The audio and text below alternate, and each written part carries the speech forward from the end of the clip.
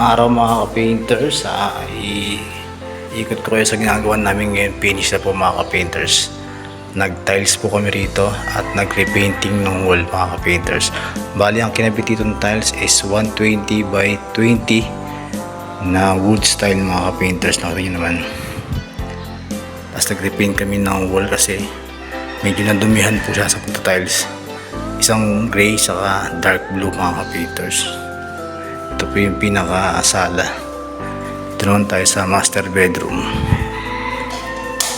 Meron din yung tiles 120 by 20 mga ka-painters. Yan, repainting kami ng wall. Mapapansin nyo mga ka-painters, naglagay kami ito ng termination para yung gap ng tile sa wall hindi siya masagwa tingnan. Makita nyo, yan mga ka-painters, maganda po siya. Yan, okay na po mga ka-painters. Tapos nag-varnish din po kami rito ng hamba. Yan, isang hamba lang po ang nabardishan namin dito. Tapos dito sa labas, nag-tiles po kami ng 60 by 60 na white na mayroong design na kulay black. Ayan.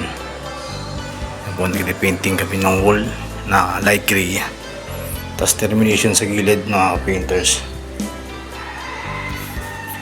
Tapos dito sa balcony 60 by 60 na rough tiles na hindi siya masyadong ganong kinis para kung sakaling makabasa ng ulan hindi siya ganong kadulas mga ka-painters.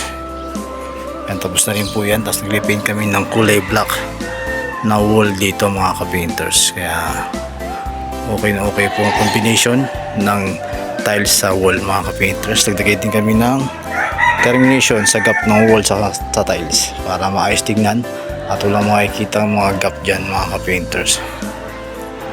Yun mga ka-painters, okay na okay po. Sa mga gusto po kami subukan at magpagawa sa amin ng repainting, painting works, tiles installation, ceiling installation, pwede nyo po ako i-message sa aking FB account, Gary Construct Painters. And please follow my FB page, Gary Construct Painters. And please subscribe my YouTube channel, Gary Construct TV mga ka-painters. Maraming salamat mga ka-painters.